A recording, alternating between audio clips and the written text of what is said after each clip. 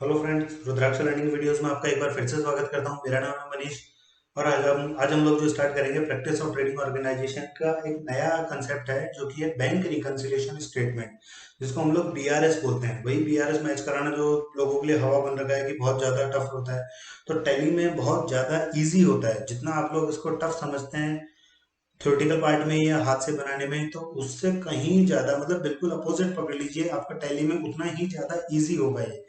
तो बीआरएस समझने से पहले एक बार फिर से कहना चाहूंगा, अगर आप लोगों ने मेरे इस चैनल को सब्सक्राइब नहीं किया है तो सब्सक्राइब कर लीजिए। वीडियोस अच्छे लगे तो लाइक शेयर जरूर कीजिएगा। नोटिफिकेशन के लिए आप लोग बेल आइकन को प्रेस करके रख लीजिए ताकि जो भी नया वीडियो अपलोड होगा तो आप तक पहुंच जाएगा।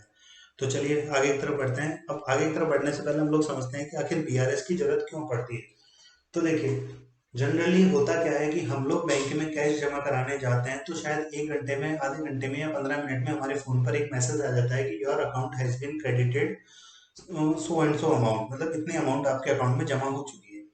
घंटे आधे घंटे में मैसेज आ गया, मतलब सेम डे इम्पैक्ट आ गया। चलिए, हम लोग एटीएम से पैसा विड्रॉल करते हैं तो शायद विद इन 10 सेकंड हमारे फोन में मैसेज आ जाता है your account has been debited so and so amount.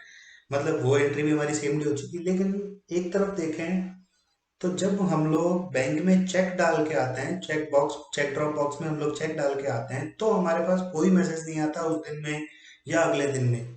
हो सकता है अगले दिन में आ जाए लेकिन सेम डे में तो कोई मैसेज नहीं आ पाता। इसका मतलब हमने हमारी तरफ से ट्रांजेक्शन आज किया, लेकिन बैंक की तरफ से वो ट्रांजेक्शन या तो कल होगा या परसों होगा। मैं ट्रांसफर चेक की बात नहीं कर रहा हूँ, आउटसाइडर चेक की बात कर रहा हूँ जो कि अदर बैंक से होते हैं।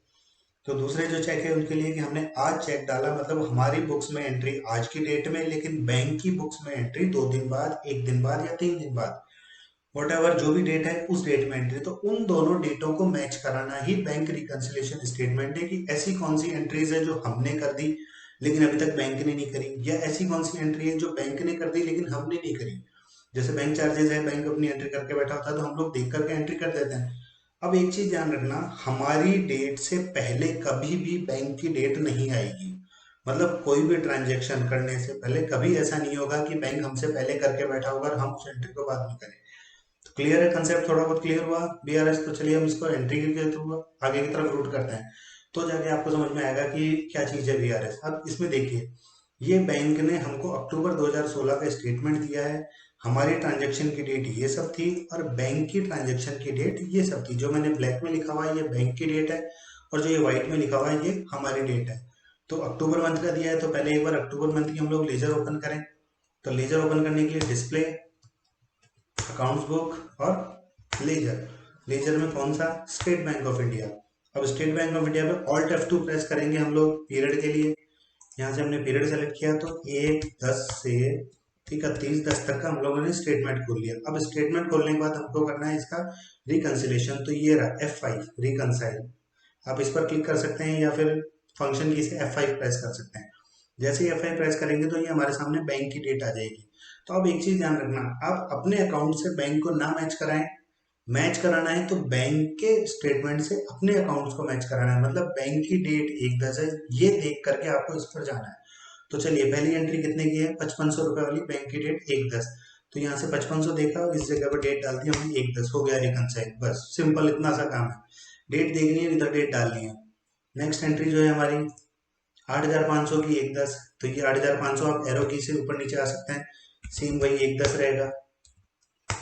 अब यहाँ पर हमारे साथ दिक्कत आ रही है, देखिए कि बैंक की डेट क्या आ रही है? हमारी डेट 2/10, लेकिन बैंक की डेट 1/10। मैंने अभी बताया थोड़ी देर पहले कि बैंक की डेट कभी पुरानी नहीं हो सकती। तो ये शायद या तो मेरे से गलती से हो गई है या फिर तो क्यों ना हम इसको 2/10 ही मान लें। सेम डेट तो हम ले सकते हैं, सेम डेट में कहीं कोई दिक्कत नहीं है। चलिए थर्ड नंबर एंट्री पे चलते हैं। 8200 की एंट्री है जो कि 2/10 की है। ये 8200 2/10।